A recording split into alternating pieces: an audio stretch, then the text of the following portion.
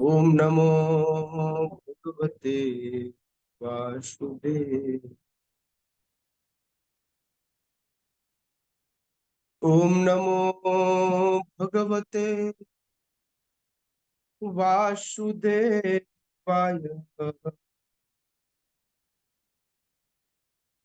नारायण नमस्कृत्य नरं चैव नरोत्तमं देवीं सरस्वतीं व्यासं ततो जयमुदीरये। नष्टप्रायेषु अभद्रेषु नित्यं भागवत सेवया भगवती उत्तम श्लोके भक्तिर्भवती नैष्ठिकी।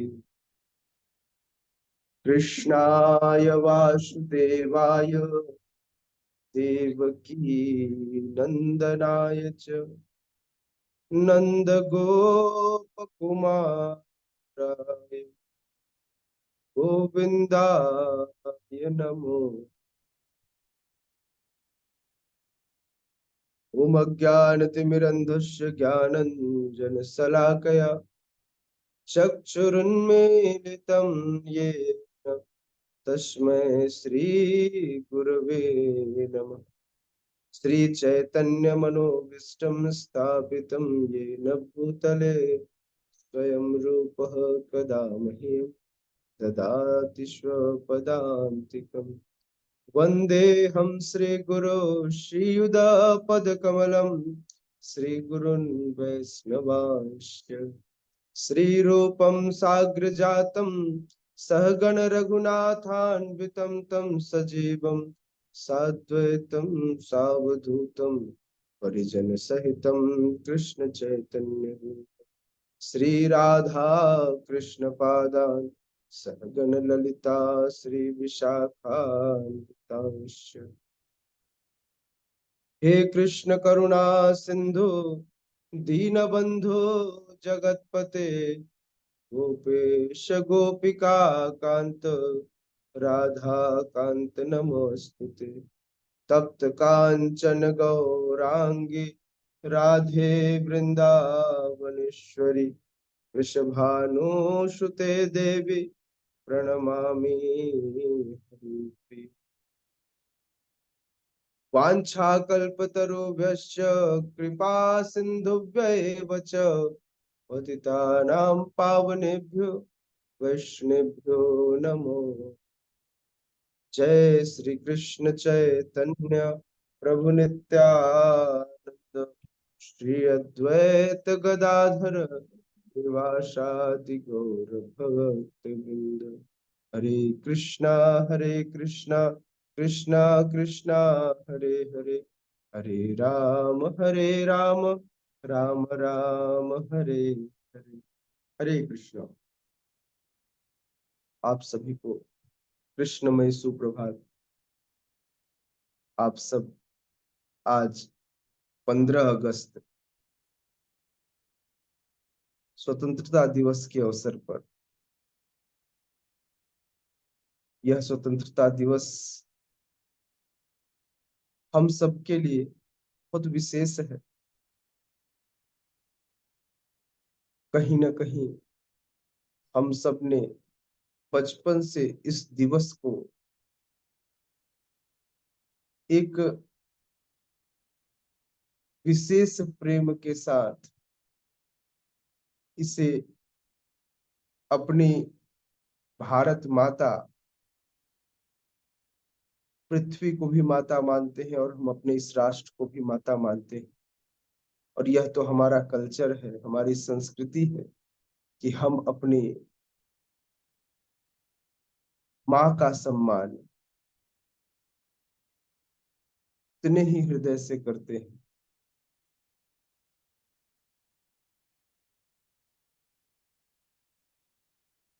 अथवा अपने राष्ट्र का सम्मान उतने ही हृदय से करते हैं जितना कि अपनी माता का करते हैं। इसलिए आप सबों के लिए इस स्वतंत्रता दिवस की भी ढेर सारी शुभकामनाएं। लेकिन असली स्वतंत्रता हम तब मनाएंगे जब हम सब इस कली के गुलामी से आजाद हो जाए। तो अभी आजादी बाकी है। मूल आजादी तो तब होगी, मूल स्वतंत्रता तब होगी जब व्यक्ति इस कली के, इस भवरोग से, इस 84 लाख योनि के बंधन से मुक्त हो जावे। तो आइए उस बंधन से मुक्त होने के लिए उस ज्ञान को पावे, उस ज्ञान को पाने के लिए उस आधार को समझे। श्रील प्रभुपाद को प्रणाम करते हुए उनके द्वारा दी गई भूमिका को हम आगे लेकर चलते हैं। श्रीमद् भगवत गीता यथारूप भूमिका पेज क्रमांक 9 से। कल मैं आपको बता रहा था कि भगवान किस प्रकार से इस पूरे भगवत गीता में 5 मूल तत्वों का वर्णन करते हैं। यदि कोई व्यक्ति ईश्वर को समझना चाहे तो श्रील प्रभुपाद कहते हैं, ईश्वर अर्थात परम ईश्वर की स्थित परम चेतना।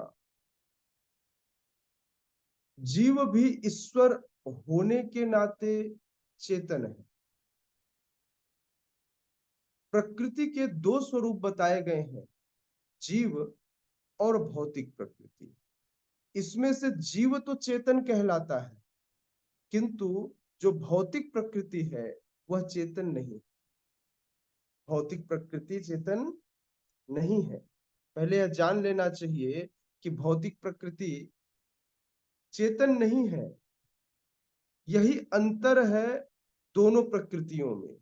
इसलिए एक को पराशक्ति कहते हैं, उत्कृष्ट शक्ति, स्पेशल शक्ति भगवान की, और दूसरे को अपराशक्ति कहते हैं।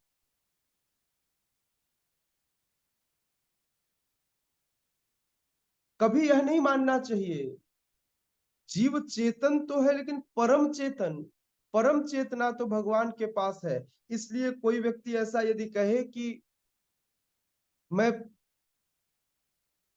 परम चेतन हूं, अर्थात या कोई जीव परम चेतन है, मेरे गुरु तो भगवान है,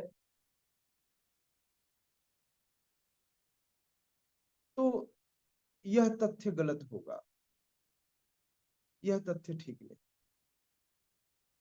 है ना।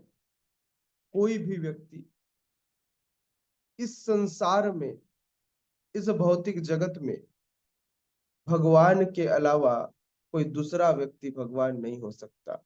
हजारों लोग क्लेम करते रहते हैं। मुझे ऐसा लगता है आज सारे लोग झंडा फहरा रहे हैं। वाह, कृष्ण राधिका सखी माता जी की जय। तो आज तो एक मैया पहले से हमारे तिरंगे वाली थी, अब 2-2 तिरंगे आ गए। नहीं, ठीक है, अच्छा है, यहीं से सैल्यूट है। हाँ, जय भारत माता की जय। तो मैं कह रहा था कोई भी जीव चेतन तो हो सकता है किंतु परम चेतन नहीं हो सकता है ना। जीव और ईश्वर के बारे में जो अंतर है, इस अंतर को भगवत गीता के 13वें अध्याय में स्पष्ट किया गया है। ईश्वर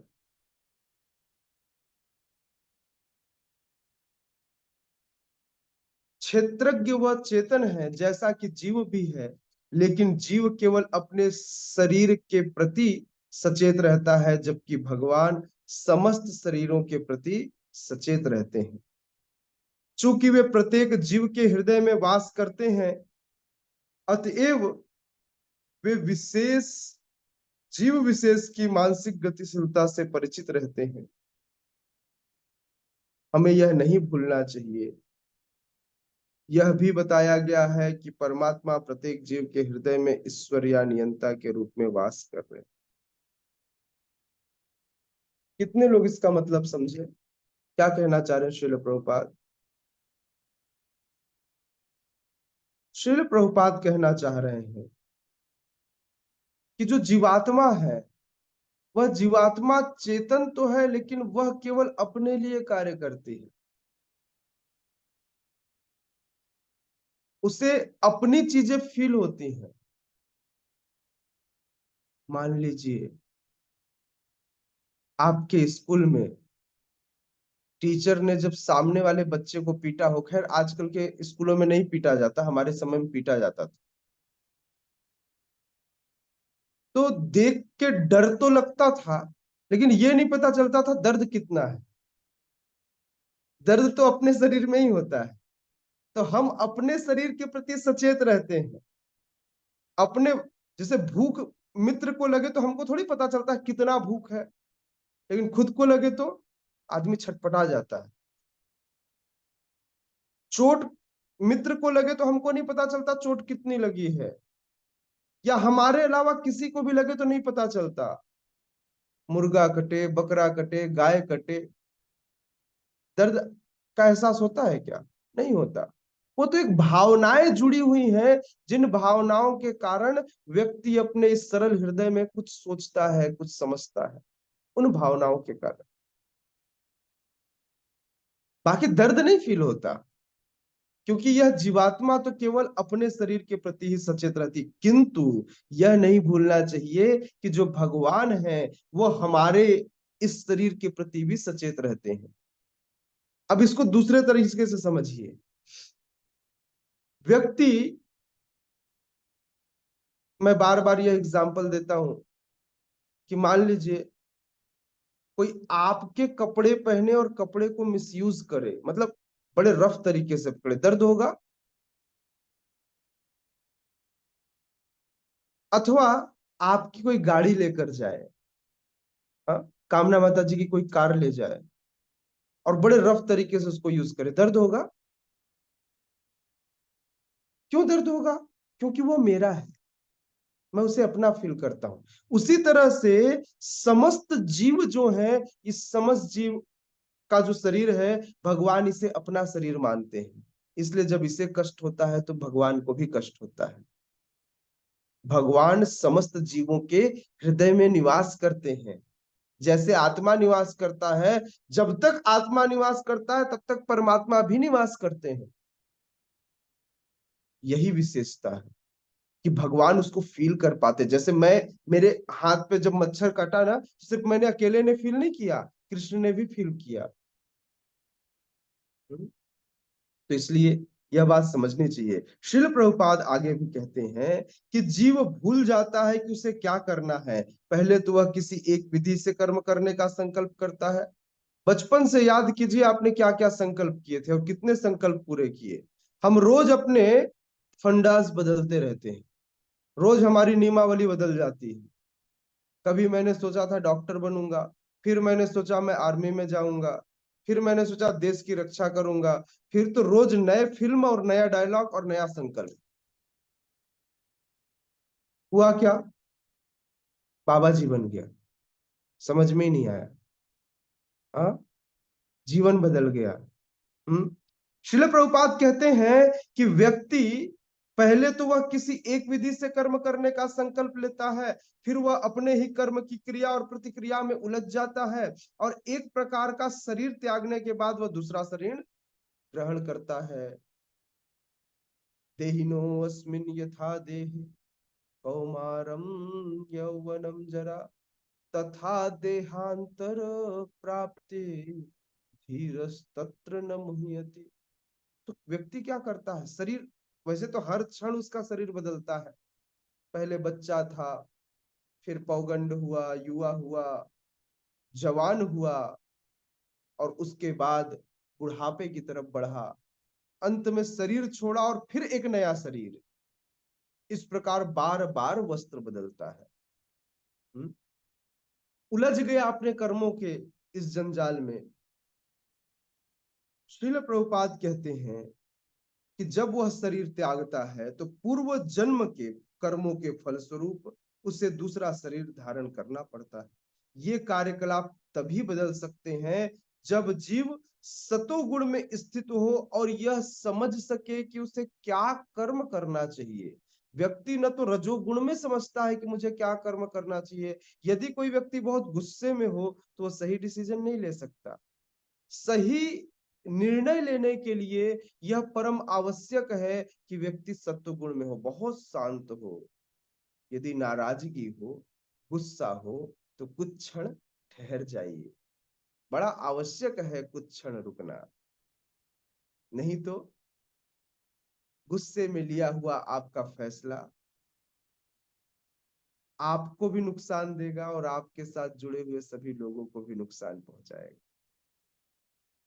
इसलिए जब गुस्सा आए तो कुछ क्षण ठहर जाइए, अपने आप को शांत कीजिए, गहरी सांसें लीजिए,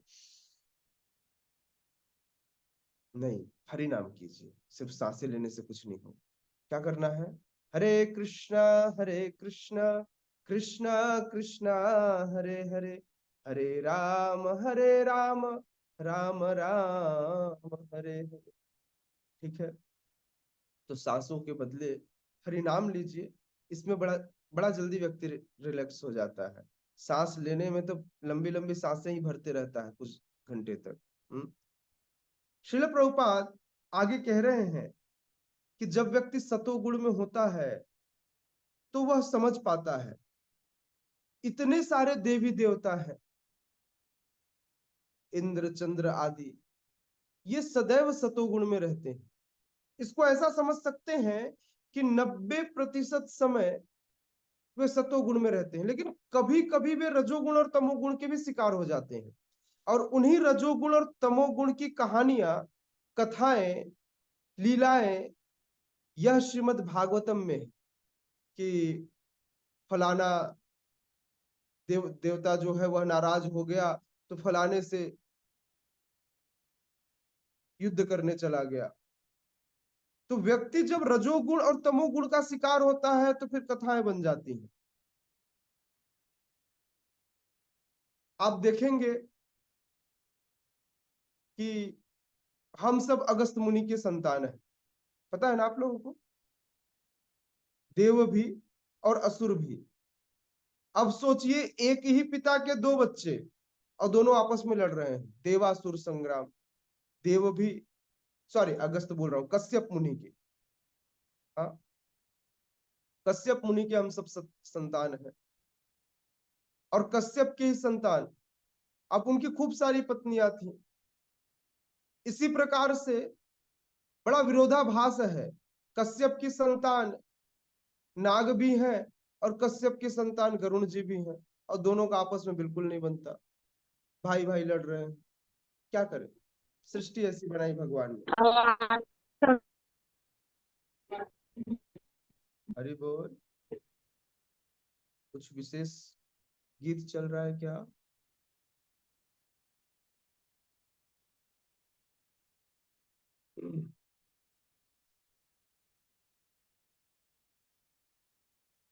तो मैं कह रहा था कि हमें समझना पड़ेगा, हमें यह समझना पड़ेगा कि भगवान एकमात्र ऐसे हैं जो समस्त जीवों के हृदय में सतोगुण की स्थापना कर सकते हैं यदि उनका नाम लिया जाए, बारंबार उनके शरणागत हुआ जाए। भक्ति एक ऐसी चीज है जिसमें गलती भी हो जाए तो उसका फायदा मिलता है। बाकी कार्य में यदि आप गलती कर दे तो नुकसान हो जाता है, भक्ति में गलती भी हो जाए तो फायदा मिलता है। नहीं समझ में आया? एक एग्जांपल बताता हूं। माता दिति, कश्यप मुनि की पत्नी, जब हिरण्याक्ष और हिरण्यकश्यप को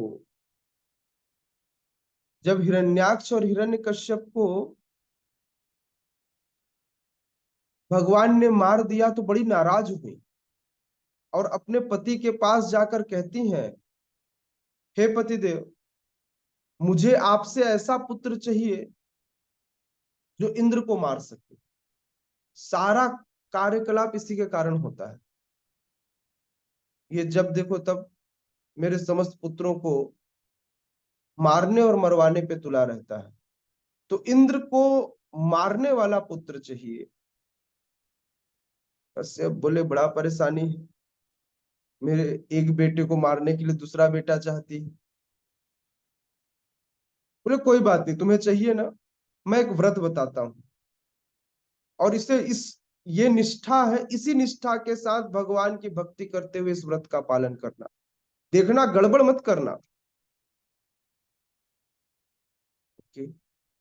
माता दिति ने व्रत प्रारंभ किया। अब एक भक्त, वो भगवान हरि की भक्ति करने लगी, भगवान नारायण की भक्ति करने लगी। एक भक्त दूसरे भक्त को मारने के लिए क्या कर रहा है? भक्ति कर रहा है। भगवान के लिए तो दोनों भक्त हैं, भगवान को दोनों, मतलब बीच में ऐसा सामंजस्य बैठाना है कि सांप भी मर जाए और लाठी भी न टूटे। गड़बड़ हुआ, जैसे कुछ क्षण गड़बड़ हुआ तो इंद्र वो जाकर के माता दिति के गर्भ में प्रवेश कर जाते हैं और बोले, भगवान बस मौका दे दो, मैं गर्भ से ही इस बच्चे को मार देता हूँ। भगवान बोले, गर्भ में पल रहा है, ये भी भक्त है। इंद्र को प्रवेश मिल गई। इंद्र जाकर पेट में उस बच्चे को काटने लगा। तो सबसे पहले इंद्र ने उस गर्भस्थ शिशु को, अंदर जो गर्भ में था माता दिति के, उसको 7 टुकड़ों में बांटा। तो क्या देखता है, एक बच्चा 7 रूपों में विभक्त हो गया। इंद्र ने फिर हर एक को फिर 7-7 में बांटा। तो इस तरह से 49 हो गए और 49 अलग अलग बच्चे बन गए। इंद्र समझ गया यह भगवान की लीला। बोले, मैं तो घटाने आया था, यहाँ ये तो बढ़ते जा रहा है। यही मरुदगण बने और बाद में, वैसे माता दिति के गर्भ से असुर उत्पन्न होते हैं, लेकिन ये मरुदगण देवता कहलाए और बाद में ये सब जाकर इंद्रलोक में निवास करते हैं इंद्र के साथ। और इस प्रकार से जब भगवान की भक्ति की तो इंद्र और माता दिति, जो दोनों का एक दूसरे के प्रति द्वेष था, यह द्वेष खत्म हो गया। यह हरि भक्ति का परिचायक है। गड़बड़ हुई, चीजें हुई, लेकिन हुआ क्या? दोनों का द्वेष ही खत्म हो गया।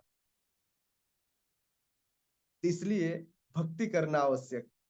भगवान की जब व्यक्ति भक्ति करेगा तो अपने आप ही उसके अंदर से समस्त प्रकार की बुराइयां और कलमश खत्म हो जाएंगे।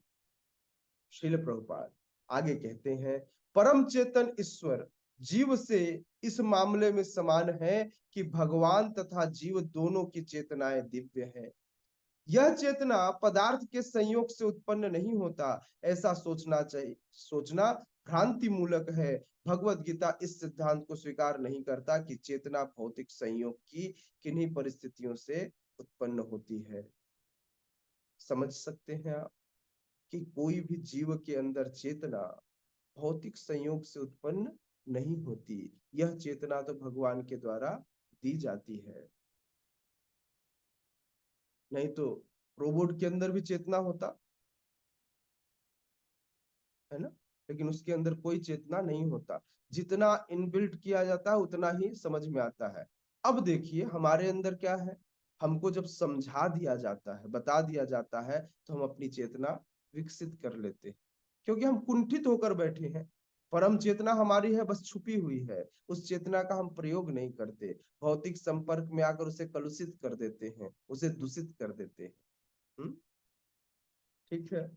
श्रील प्रभुपाद कहते हैं, श्रील प्रभुपाद कहते हैं, यह चेतना भौतिक परिस्थितियों के आवरण के कारण विकृत रूप में प्रतिबिंबित हो सकती है। जिस प्रकार रंगीन कांच से परावर्तित प्रकाश उसी रंग की प्रतीत होती है। समझ में आया ना? जिस छन्नी से होकर गुजरा व्यक्ति की चेतना वैसी हो जाती है। मैं भी आपको बता रहा था ना, मैं बचपन में खूब देशभक्ति वाली मूवी देखता था, स्पेसिफिकली 15 अगस्त 26 जनवरी को। उस दिन मेरे अंदर एकदम ऐसे जोश आ जाता था कि आज के बाद तो मैं बस केवल अब आर्मी में जाऊंगा और खूब दुश्मनों को एकदम सफाया कर दूंगा। बैठ मतलब 15 अगस्त 26 जनवरी आती थी तो उस समय लगभग हर चैनल पे मूवीज आती थी, तिरंगा वगैरह वगैरह, हाँ, नेशनल वट एवर, जितनी सारी फिल्में, मैंने खूब सारी फिल्में देखी। तो मुझे उस समय ऐसा लगता था कि आज के बाद तो बस केवल और केवल मैं यही करूंगा और जा करके दुश्मनों का सफाया कर दूंगा। और सबसे ज्यादा गुस्सा पाकिस्तान पर आता, क्योंकि उस समय तो हमको ऐसा लगता ना कि हमारा एक ही दुश्मन है। हमें नहीं समझ में आता था, तो ऐसा लगता था। बाद में पता चला कि अगर ऐसी चेतना रही तो अगली बार मेरा जन्म पाकिस्तान में हो जाएगा, अब किसको मारने जाऊंगा।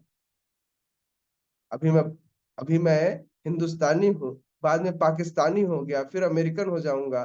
तो व्यक्ति अपनी इस कुंठित सोच के कारण इस परिवेश में बंधा हुआ है। व्यक्ति को ऐसा लगता है कि मैं भारतीय हूँ, मैं चाइनीज हूँ, मैं जापानीज हूँ, मैं रसियन हूँ। यह केवल और केवल एक कुंठित सोच है। तो इसलिए श्रील प्रभुपाद कहते हैं कि भगवान की चेतना जो है कभी भी भौतिकता से प्रभावित नहीं होती। ऐसा नहीं कि भगवान आए, स्वर्ग में गए तो स्वर्ग लोग के लोगों की तरह सोचना प्रारंभ कर दिया, जब यहाँ पृथ्वी पर आए तो पृथ्वी लोग की तरह लोगों की तरह सोचना प्रारंभ कर दिया। नहीं, भगवान की चेतना पूर्ण विकसित है। मया अध्यक्षेण प्रकृति, भगवान यह भी बताते हैं यह प्रकृति मेरी अध्यक्षता में कार्य करती है। भगवान जब इस भौतिक जगत में अवतरित होते हैं तो उनकी चेतना पर भौतिक प्रभाव नहीं पड़ता। यदि वे इस तरह प्रभावित होते तो दिव्य विषयों के संबंध में उस तरह बोलने के अधिकारी न होते जैसा कि भगवत गीता में बोलते हैं। अच्छा, आप लोगों को कभी ऐसा अनुभव है, आप ऐसा बोलते प्रभु जी आप तो बदल गए, मम्मी आप पहले जैसी नहीं रही, मेरे को पहले वाले पापा चाहिए। क्यों भाई? इसलिए क्योंकि इस भौतिक जगत में जब जीव आता है तो अलग अलग परिवेशों में रह करके वह उस चेतना से कलुषित हो जाता है। श्रील प्रभुपाद कह रहे हैं भगवान के साथ ऐसा नहीं होता। नहीं निकिता मैया, आपको अनुभव है इस बात का कि व्यक्ति बदल जाता है समय के साथ? बदलता है ना? यस, बदल जाता है। कामना मैया को बहुत इस पर अनुभव होगा। अहिल्या मैया तो रोज मेरे को उदाहरण ही देते रहती है। और त्रिविक्रम प्रभु रोज देखते हैं अपने ऑफिस में कि कैसे व्यक्ति बदलता रहता है। हाँ, लोगों के पास अनुभवों की कमी नहीं है, खूब सारे अनुभव। गौतम प्रभु तो भक्ति में आने के बाद बोले प्रभु जी मैं पहले ज्यादा सुखी था, भक्ति में आने के बाद मैं लोगों का परिवर्तन देख के बड़ा परेशान हूं। हाँ, बोले इतना परिवर्तन हो, इतना परिवर्तन हो, भक्तों के अंदर ज्यादा परिवर्तन होते हैं। नहीं गौतम प्रभु? तो हम सब चूंकि इस भौतिक जगत में है, और भौतिक जगत में हम सब निश्चित रूप से बहुत परेशान होते हैं, तुरंत परिस्थितियों के गुलाम बन जाते हैं। मंदिर जाते हैं तो मंदिर का हो जाते हैं, ऑफिस जाते हैं तो ऑफिस का हो जाते हैं, और कहीं फिर एक आध दो दोस्त ऐसे मिल गए जो, समझ रहे हैं ना, तो फिर ड्राई डे भी वेट डे हो जाता है। हाँ, कितना डेंजरस है। क्यों ही ना मैया, समझ में आया? हम्म।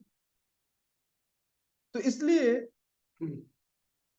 इसलिए श्रील प्रभुपाद कह रहे हैं कि भौतिक कलमशग्रस्त चेतना से मुक्त हुए बिना कोई भी दिव्य जगत के विषय को कुछ नहीं कह सकता। अतः भगवान भौतिक दृष्टि से कलुषित नहीं होते, परंतु हमारी चेतना अभी भौतिक कलमश से दूषित है। भगवत गीता शिक्षा देती है कि हमें इस कलुषित चेतना और इससे हम सुखी, क्या कहते हैं, भगवत गीता शिक्षा देता है कि हमें इस कलुषित चेतना को शुद्ध करना है। शुद्ध चेतना होने पर हमारे सारे कर्म ईश्वर की इच्छा अनुसार होंगे और इससे हम सुखी हो सकेंगे। ऐसा नहीं है कि हमें अपने सारे कार्य बंद कर देने चाहिए। कई बार जब ऐसी लाइन आती है तो लोगों को कहता है प्रभु जी आप क्या कहना चाह रहे हैं? मतलब हम समाज में जाना छोड़ दें? तो प्रभुपाद बता रहे हैं कि नहीं, आपको समाज नहीं छोड़ना है, आपको समाज नहीं छोड़ना, आपको समाज के साथ जुड़े रहना है, समाज के साथ आगे बढ़ना है। श्रील प्रभुपाद कह रहे हैं हमें अपने कर्मों को शुद्ध करना चाहिए। शुद्ध कर्म भक्ति कहलाता है। अर्थात कर्म कैसे शुद्ध होगा? जब उसे तपाया जाएगा, जब उसे भगवान को समर्पित कर दिया जाएगा। भक्ति के कर सामान्य कर्म जैसे ही प्रतीत होते हैं। जैसे मैं बार बार ये भी उदाहरण देता हूँ कि खाना तो पहले भी घर पे बनता था, आज भी हमको खाना ही बनाना है, लेकिन पहले भक्ति नहीं था, पहले वो कर्मी था, आज वो भक्त है। अंतर क्या है? अंतर इतना है कि पहले भोजन हम अपने पेट के लिए बनाते थे और आज का भोजन भगवान की सेवा के लिए है, आज का भोजन भगवान को खिलाने के लिए है। इसलिए यह चेतना शुद्ध चेतना है। श्रील प्रभुपाद कह रहे हैं कि एक अज्ञानी व्यक्ति भक्त को समान व्यक्ति की भांति कर्म करते देख सकता है। इसको कैसे समझेंगे आप? मैं बता रहा था ना कि एक ही स्कूल में 4 टीचर हो, लेकिन एक टीचर भक्त हो, तिलक लगा के जाए, वह भी हिंदी मैथ साइंस सब कुछ पढ़ाए, और दूसरा भी हिंदी साइंस मैथ सब कुछ पढ़ाए, लेकिन दोनों में अंतर होगा। घर में एक व्यक्ति खाना बनाए जो भक्त नहीं है, एक दूसरा व्यक्ति खाना बनाए, सेम खाना बनाए, जो भक्त है। एक कर्म भक्ति है और दूसरा कर्म कर्मी है, अपना कर्म अपने पेट पालने के लिए कार्य कर रहा है। किस प्रकार से दोनों में अंतर है? एक भगवान के लिए शुद्ध चेतना से कार्य किया जा रहा है और एक अपने भौतिक शरीर के भरण पोषण के लिए अशुद्ध चेतना से किया जा रहा है। श्रील प्रभुपाद लिखते हैं कि वे त्रिगुणातीत होते हैं। जो भी हो, हमें यह जान लेना चाहिए कि अभी हमारी चेतना कलुषित है। कितने लोगों को लगता है कि मेरी चेतना शुद्ध हो गई है? पूर्णचंद्र मैया को लगता है ऐसा कि चेतना शुद्ध हो गई है? गंधर्वी मैया को तो लगता होगा, नहीं लगता क्या? तो इसका मतलब हमें चेतना, सबसे पहले प्रयास करना होगा इस चेतना को शुद्ध करने का। और चेतना, अच्छा शुद्ध मत कीजिए, रिप्लेसमेंट कर दीजिए, प्योरिटी अपने आप आ जाएगी। शिफ्टिंग करनी है अपनी भावनाओं को, अपने आप से भगवान के प्रति, अपने आप से उस चेतना को बदलना है, धीरे धीरे शिफ्ट करना है ना, एक तरफ से दूसरे तरफ। जब आप ऐसा करेंगे तो आपको अपने आप धीरे धीरे धीरे धीरे इस भौतिक जगत से आपका मन हटने लगेगा। मतलब एक आसक्ति दूसरे आसक्ति को काटेगी। भौतिक जगत की आसक्ति को आध्यात्मिक जगत की आसक्ति काटेगी। अगर कृष्ण से प्रेम होगा तो भौतिकवादी लोगों से प्रेम होना बंद हो जाएगा।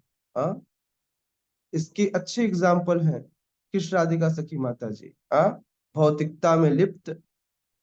आज से अगर आप 2 ढाई साल 3 साल 4 साल पहले देखेंगे तो इनके लिए इनका नेम फेम सोशल वर्क यही इनका जीवन था।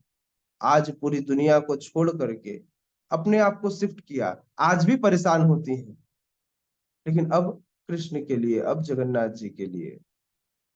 तो यह अंतर है, यह अंतर है जब व्यक्ति अपनी आसक्ति का ऑब्जेक्ट चेंज कर ले। आसक्ति खत्म नहीं करनी है, आसक्ति खत्म कर देंगे तो गड़बड़ हो जाएगा ना, है ना। एक व्यक्ति प्रश्न पूछ रहा था कि मैं मोह कैसे खत्म करूं? तो मोह नहीं खत्म करना है, मोह तो करना है, लेकिन किस से? सिर्फ ऑब्जेक्ट बदलना है। ये माया मोह जिसे कहते हैं ना, तो ये माया मोह का ऑब्जेक्ट बदलना है बस, है ना। श्रील प्रभुपाद कहते हैं जब हम भौतिक दृष्टि से कलुषित होते हैं तो हम बद्ध कहलाते हैं। मिथ्या चेतना का प्राकट्य इसलिए होता है कि हम अपने आप को प्रकृति का प्रतिफल मान बैठते हैं। यह मिथ्या अहंकार कहलाता है। जो व्यक्ति देहात्म बुद्धि में लीन रहता है वह अपनी स्थिति को नहीं समझ पाता। भगवत गीता का प्रवचन देहात्म बुद्धि से मनुष्य को मुक्त करने के लिए हुआ है और भगवान से यह सूचना प्राप्त करने के लिए ही अर्जुन अपने आप को इस अवस्था में उपस्थित किया था। व्यक्ति को देहात्म बुद्धि से मुक्त होना चाहिए। अध्यात्मवादियों के लिए प्रारंभिक कर्म यही है। जो बंधनों से छूटना चाहता है, जो मुक्त होना चाहता है, उसे सर्वप्रथम यह जान लेना चाहिए कि वह शरीर नहीं है। मुक्ति का अर्थ है भौतिक चेतना से स्वतंत्रता। स्वतंत्रता दिवस की जय। हाँ? तो मूल स्वतंत्रता कब प्राप्त होगी?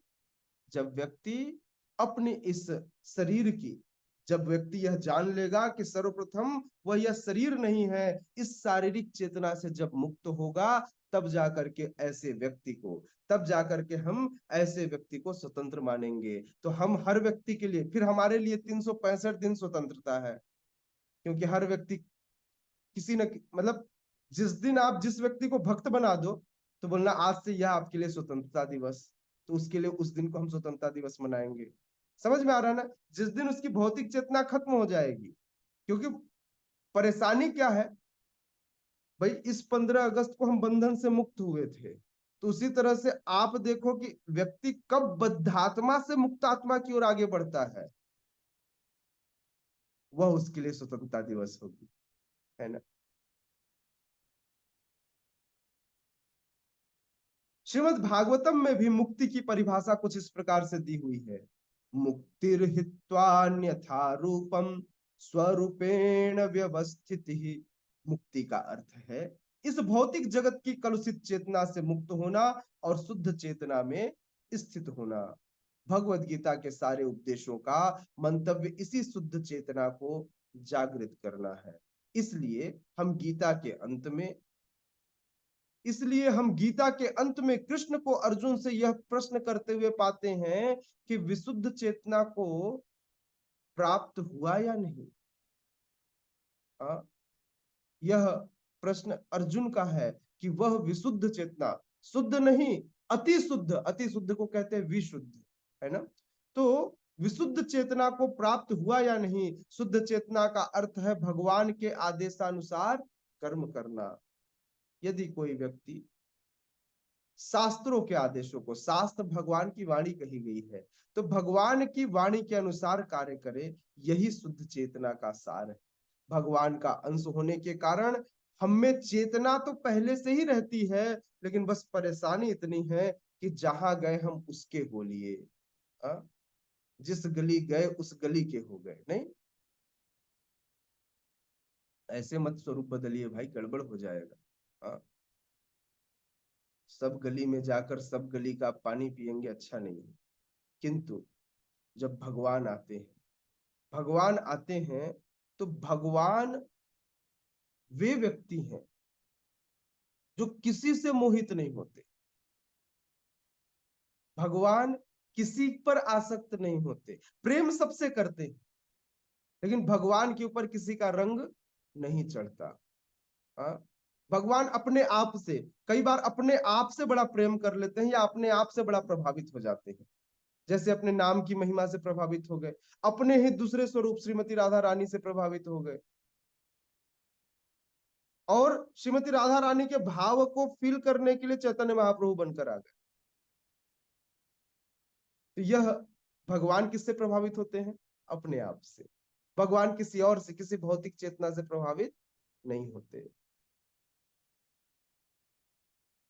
कोई प्रश्न कर सकता है, श्रील प्रभुपाद कहते हैं कि कोई प्रश्न कर सकता है कि यह चेतना क्या है।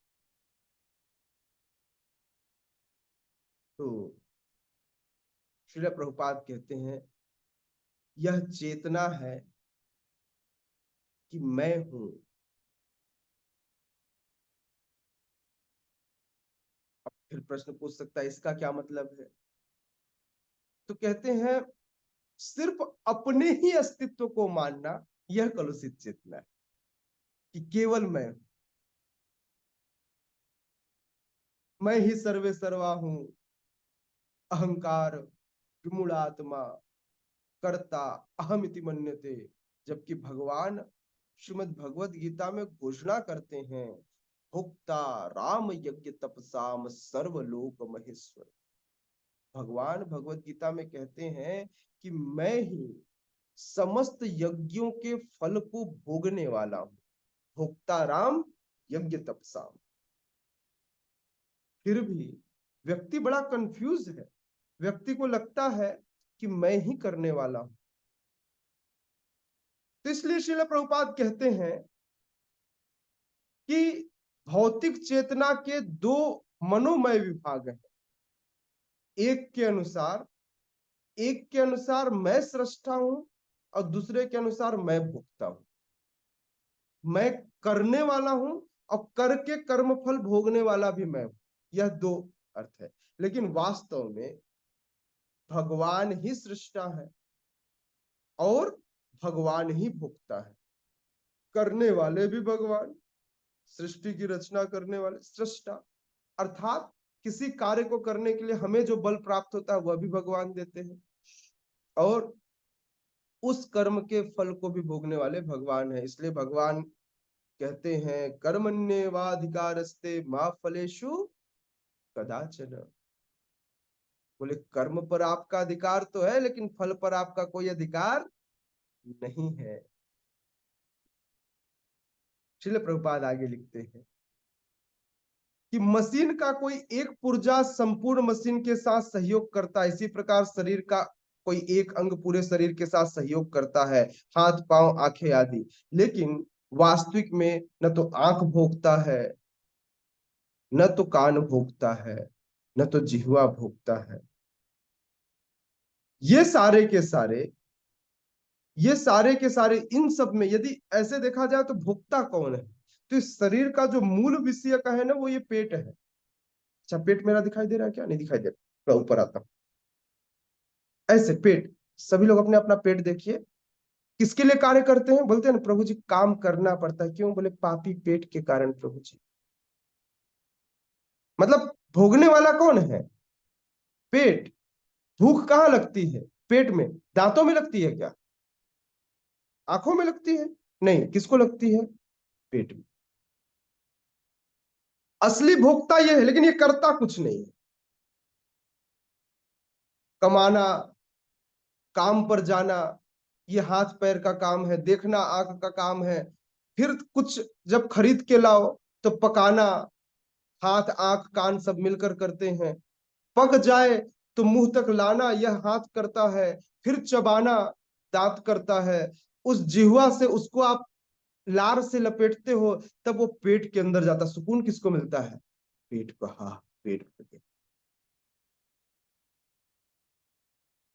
हाँ, किया कुछ नहीं पेट ने, लेकिन यह जान लेना चाहिए कि इस शरीर में समस्त शक्तियों का स्रोत ही कौन है? समस्त शक्तियों का स्रोत यह पेट है।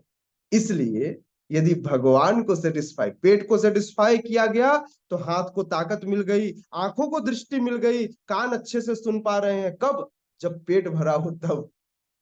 और पेट खाली हो तो फिर देखो व्यक्ति का गुस्सा।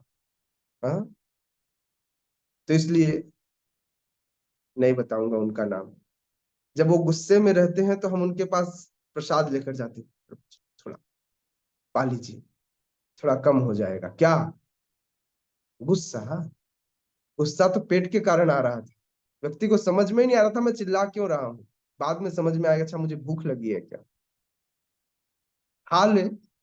अच्छा, इसका सबसे अच्छा एग्जाम्पल घरों में मिलता है। व्यक्ति झुंझला कर ऑफिस से आता है, काम से आता है, अपने बिजनेस से आता है।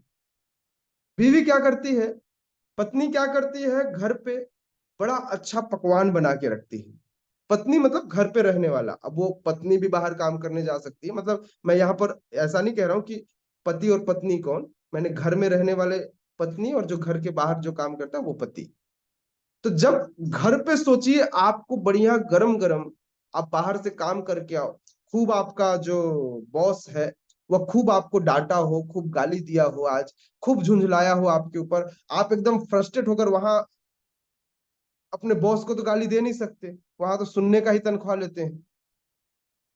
तो वहां से खूब झुंझला कर घर पे आओ। अब एकदम फ्रस्ट्रेट व्यक्ति सोच रहा था किसके ऊपर उतारू, कैसे बाहर निकले। तो उतने में पत्नी गरम गरम प्रसाद लेकर आ जाती है। कुछ खाते ही सारा गुस्सा जो बाहर आने वाला था वो अंदर दब जाता है, पेट के अंदर। और जो कड़वे वचन निकलने वाले होते हैं वो अब मीठे शब्दों में तब्दील हो जाता है। और कहीं वह प्रसाद हो तो चेतना तुरंत बदल जाती है। बोले ठीक है, ऑफिस ऑफिस तक सीमित रखते हैं और घर में अपन हरि भजन करते हैं। हरे कृष्णा कृष्णा कृष्णा हरे हरे, हरे राम राम राम हरे हरे। जिस प्रकार से जड़ पर सिंचन करने से पूरा वृक्ष का पोषण होता है, उसी प्रकार उदर का भरण करने से शरीर का पोषण किया जाता है। क्योंकि यदि शरीर को स्वस्थ रखना है तो शरीर को स्वस्थ रखना है तो शरीर के सारे अंगों को उदर पूर्ति में सहयोग देना होगा। यदि आंख बोले नहीं, मैं इस पेट के लिए क्यों काम करूं, तो भैया नुकसान किसका, पेट का या आंख का? नुकसान तो आंखों का होगा, पेट का कोई नुकसान नहीं है। बिल्कुल इसी तरह से हमें परमेश्वर को तुष्ट करने का प्रयास करना चाहिए। कृष्ण संतुष्ट होंगे तो सब कुछ अच्छा होगा। आपको अपने आप को संतुष्ट करने का प्रयास नहीं करना चाहिए, क्योंकि सृजन और भोग दोनों के केंद्र बिंदु तो केवल और केवल कृष्ण ही है। इस प्रकार से अपने आप को न तो सृजन करने वाला माने और न ही भोग करने वाले भोक्ता माने। हम कौन है? हमारा संबंध तो भगवान के साथ स्वामी और दास जैसा है। और इस प्रकार से दास का कर्तव्य क्या है? दास का कर्तव्य यह है कि स्वामी को भोग करने में सहयोग करे। इस प्रकार से जब स्वामी संतुष्ट तो दास भी संतुष्ट हो जाता है। इसको दूसरे तरीके से समझिए। माताएं या वो व्यक्ति जो घर पे खाना बनाता होगा ना, वो बड़ा इसको समझ पाता होगा। या फिर जब आप सेंटर में जब कोई आप प्रसाद बनाते हैं संडे को, तो कितनों को अपने खाने की चिंता रहती है। एक्चुअली खाना बनाने वाले को खाना खाने की चिंता नहीं रहती है, उसको लगता है कैसे मैं सामने वाले को खिलाऊं और वो बोले मजा आ गया आज का प्रसाद पाके। तो जैसे ही व्यक्ति यह बात सुनता है ना, वो संतुष्ट हो जाता है, उसका पेट ऐसे ही भर जाता है। एक ऐसी संतुष्टि जिस संतुष्टि को व्यक्ति मतलब दिन भर कार्य करने के बाद भी उसकी थकावट इतने से दूर हो जाती है कि वह सामने से यह कह दे, है? कोई जो जिसने प्रसाद बनाया हो उसको, कि भाई आपने क्या प्रसाद बनाया, मजा आ गया प्रसाद पाके। आनंद किस में है, खाने में या प्रसाद खिलाने में? एक्चुअली यदि आपने प्रसाद बनाया हो ना, तो आप खाने में संतुष्ट नहीं होगे, आप प्रसाद खिलाने में संतुष्ट हो, है ना? तो इसलिए हम सबको परमेश्वर को तुष्ट करना चाहिए। तो दास कब तुष्ट होगा? दास मतलब प्रकृति, प्रकृति मतलब पत्नी। समझ में आया? फिर से पति पत्नी का कॉन्सेप्ट मत बदल देना स्त्री और पुरुष के हिसाब से। मैंने कहा जो बार बार क्या होता है ना, मतलब मेरे को पत्नियां गाली देने लगती हैं कि प्रभु जी आप हर बार पत्नियों को घेरे में ले लेते हो, तो इसलिए मैं हर बार क्लैरिटी देता हूँ कि मैं कह रहा हूं कि जो व्यक्ति कार्य करे वो पत्नी है ना? जैसे ऑफिस में बॉस पति है और जितने वर्कर हैं वो सारी पत्नियां हैं उसकी। तो पत्नी का कार्य क्या है? अपने बॉस को संतुष्ट करना। दास का कार्य क्या है? अपने स्वामी को संतुष्ट करना। तो हम सब दास हैं। अगर हमारे स्वामी खुश, बॉस खुश होंगे तो आप खुश होंगे कि नहीं होंगे? बोले आज तो मेरे बॉस खुश है, मतलब मुझे प्रमोशन मिलने वाला है, मुझे बोनस मिलने वाला है, मुझे, अथवा ये कि बॉस खुश है मतलब मेरा जीवन अच्छा चलने वाला है, लाइक दैट, है ना? तो इस पूरे जगत में भगवान ही एकमात्र सृष्टा है। अतएव भगवत गीता में हम पाएंगे कि परम पूर्ण में परम नियंता, नियंत्रित जीव, दृश्य जगत, शाश्वत काल और कर्म सन्निहित है। इन सब की व्याख्या इसके मूल पाठ में की गई है। ये सब मिलकर परम पूर्ण का निर्माण करते हैं और यही परम नेता पूर्ण। कर यहाँ पुसियारी चंद। जी लाइव चल रहा है माता जी, बस माइक बंद कर लीजिए।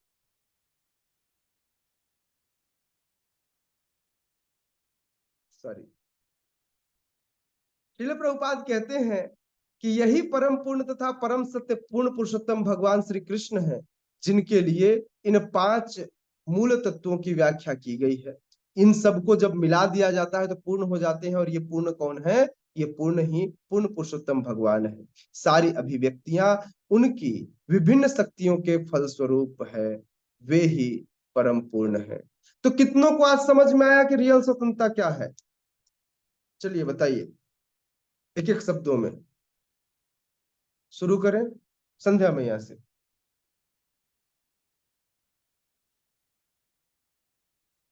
बताएंगे स्वतंत्रता क्या है? आज स्वतंत्रता दिवस है। 3 कलर के कपड़े पहनना, तिरंगा स्वतंत्रता है।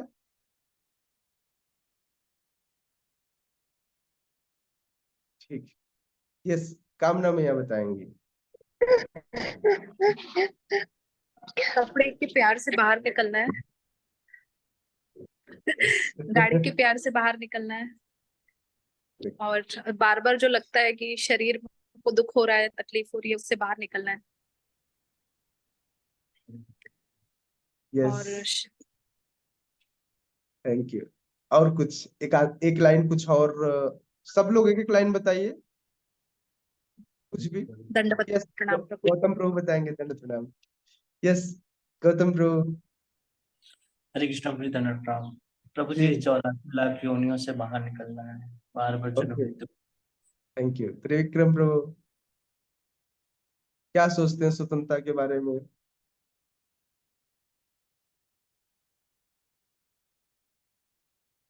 कुछ भी। रोहित नंदन प्रभु। प्रभु जी कलुषित चेतना से बाहर निकलना और शुद्ध चेतना को हमारे अंदर लाना। हरि बोल। जय। गंधर्वी मैया।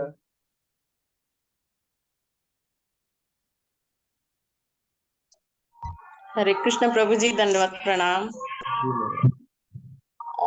अपने आप को बद्ध आत्मा, मतलब बद्ध हाथ से शुद्ध, क्या आत्मा हो। पहले हम लोग आत्मा थे, अभी ना मतलब बद्ध आत्मा है जो। मुझे लगता है आप ऐसा कहना चाह रही हैं कि अपने आप को बद्धात्मा समझना यह भी एक तरह की स्वतंत्रता है। जी जी प्रभु जी। पूर्ण चंद मैया।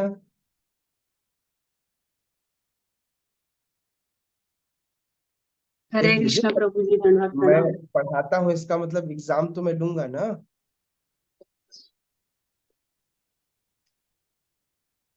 मैं भी प्रभु जी भौतिक जितना भी है अपने रिश्ते नाते वो सबसे दूर हो गई और इस्कॉन में ही। और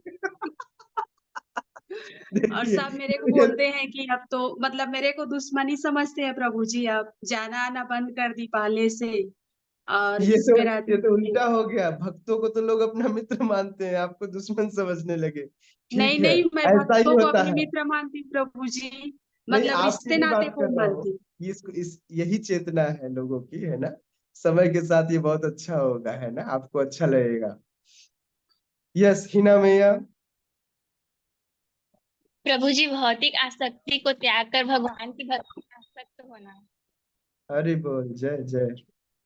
यस, परीक्षित प्रभु क्या सोचते हैं? अरे झंडा फहरा रहे हैं क्या?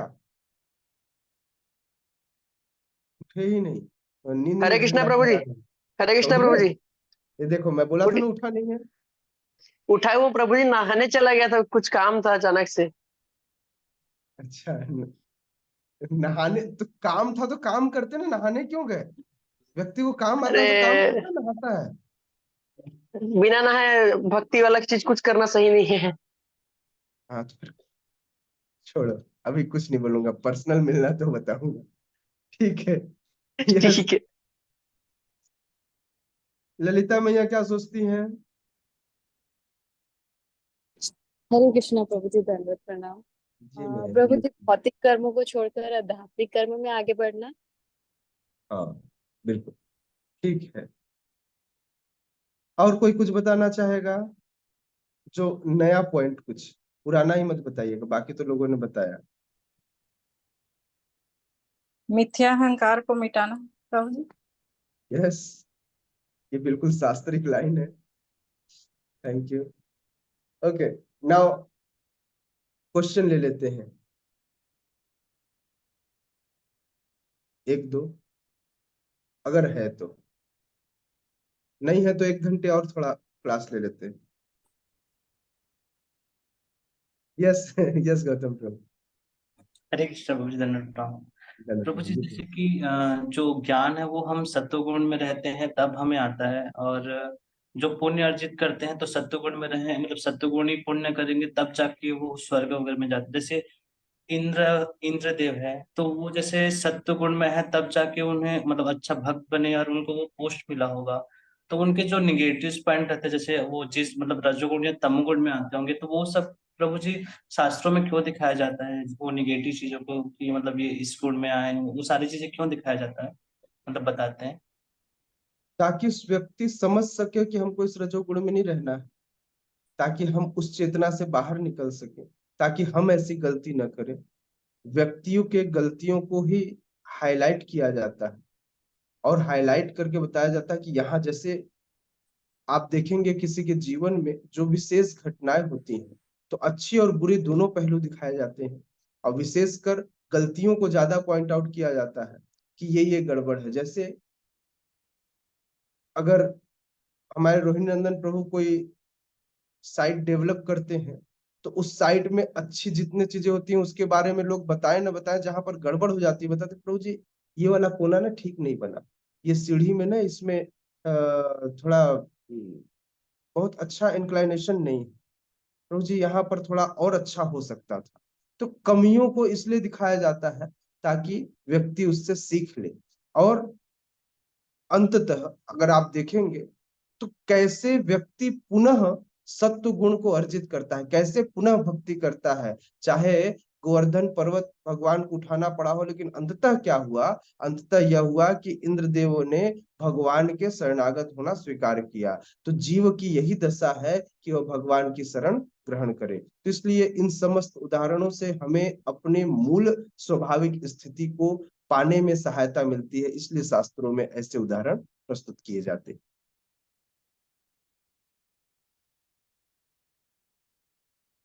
ठीक है, धन्यवाद।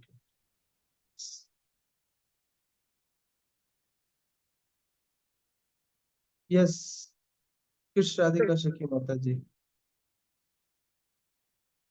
हरे कृष्ण प्रभु जी। जी प्रभु जी, विशुद्ध चेतना आएगी कैसे? अच्छा, इसीलिए तो ये उस चेतना के लिए भूमिका रख रहे हैं भगवान। पूरे श्रीमद् भगवत गीता में इसी बात की व्याख्या करेंगे। श्रील प्रभुपाद कह रहे हैं उस चेतना को जागृत करने के लिए यह भगवत गीता कही गई है। तो श्रीमद् भगवत गीता पढ़िए। जब आप श्रीमद् भगवत गीता पढ़ेंगे और पढ़कर इसे आत्मसात करेंगे तो व्यक्ति उस विशुद्ध चेतना को डेवलप कर लेगा, है ना, धीरे धीरे, तुरंत नहीं। और बाकी ये मैं उन सब के लिए कह रहा हूं जो बिल्कुल प्राइमरी अवस्था में, लेकिन जो भक्त हरि नाम में लग गया है, क्योंकि आप सब मैक्सिमम लोग यहाँ पर सभी माला करते हैं, तो आप सब ने अपनी एक चेतना तो विकसित कर ही ली है। अब इस चेतना को और शुद्ध करने के लिए, क्योंकि आपने भगवत गीता की शिक्षा के आधार पर ही हरि नाम को शुरू किया है, वो अलग बात है कि हम पहले ही आपको इस भगवत गीता के सार को आपके हाथ में दे चुके हैं कि आपको यह करना है। अब समझाना अब प्रारंभ किया कि क्यों मैं करवा रहा, यह हरिनाम क्यों करा रहे हैं, अब हम उसका कारण बता रहे हैं आपको। क्योंकि अभी तक तो ऐसा लग रहा था कि नहीं भैया मर जाएंगे, नरक में जाएंगे, यहाँ जाएंगे वहां जाएंगे, अब डर के मारे व्यक्ति कर रहा था। अब जब भगवत गीता पढ़ेंगे तो धीरे धीरे आपका डर कम हो जाएगा, आपको समझ में आएगा कि यही मेरा मूल स्वभाव है। ठीक है, डर तो एक अलग बात है, लेकिन यही एक कारण है। तो श्रीमद् भगवत गीता का सार ही यह है कि हरि नाम किया जाए, भगवान के शरणागत हुआ जाए, उनकी सेवा किया जाए, उस परम चेतना को संतुष्ट करने के लिए कार्य किया जाए। तो जब भगवान संतुष्ट होंगे तो हम संतुष्ट हो जाएंगे। तो इस प्रकार से हमारी विशुद्ध चेतना डेवलप हो जाएगी। विशुद्ध चेतना यही है कि परम चेतना के लिए कार्य किया जाए। तो जब आप उनके लिए कार्य करना शुरू कर देते हैं तो उसे ही परम चेतना या विशुद्ध चेतना कहा जाता है। अब आप यह देखिए कि आप अपने जीवन के 24 घंटे में कितना समय भगवान की सेवा के लिए या भगवान की प्रसन्नता के लिए करते हैं और कितना समय अपने लिए। तो ये आपको समझ में आएगा कि कितना परसेंट आपका चेतना शुद्ध हुआ है और कितना परसेंट अभी भी कलुषित है। जी ठीक है, यस। और कोई इसमें प्रश्न है?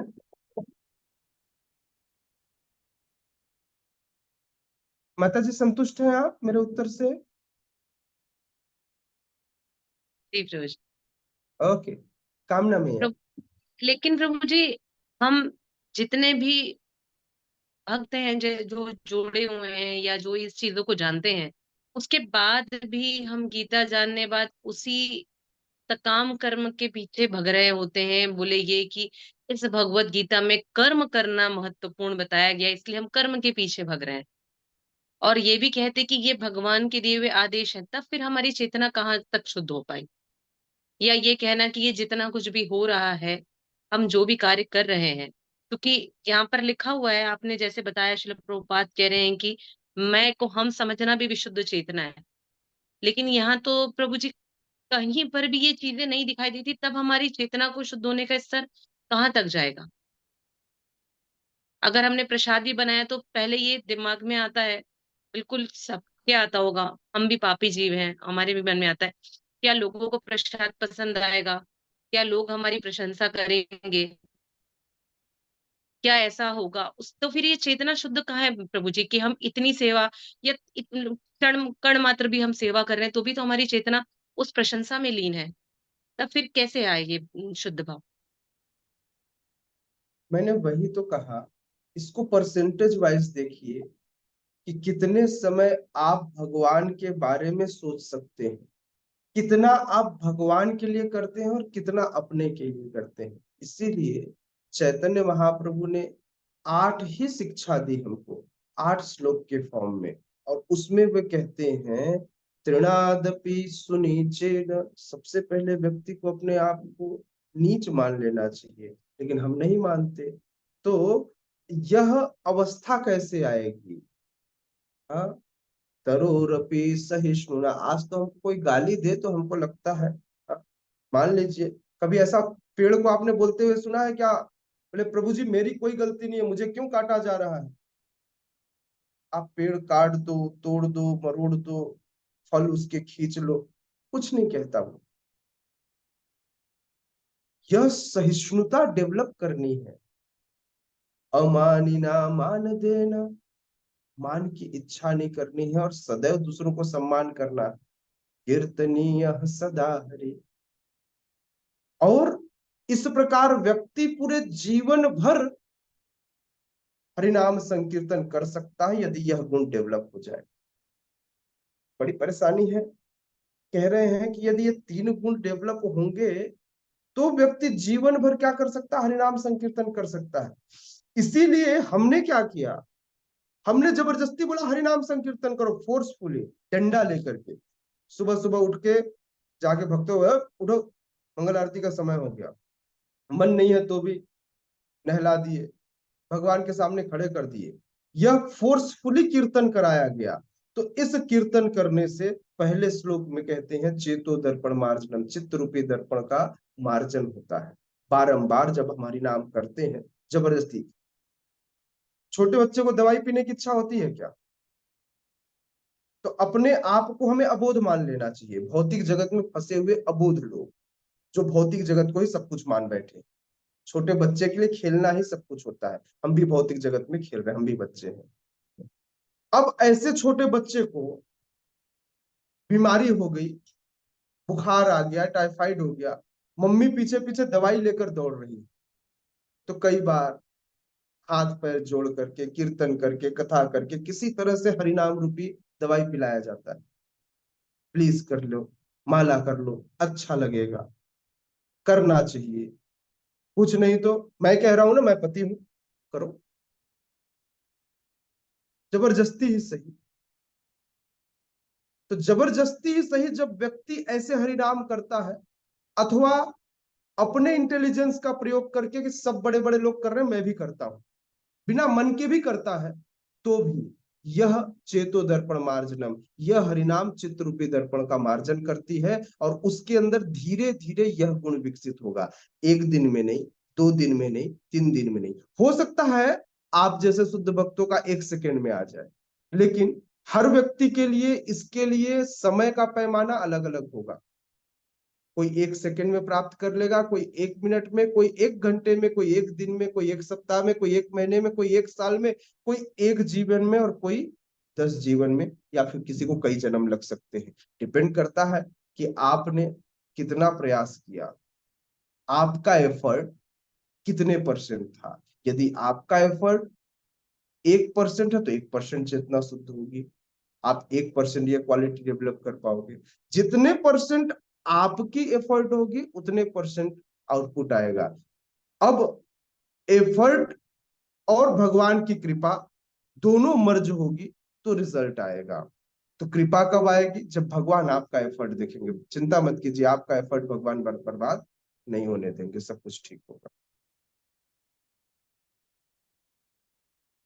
यस, और कोई प्रश्न?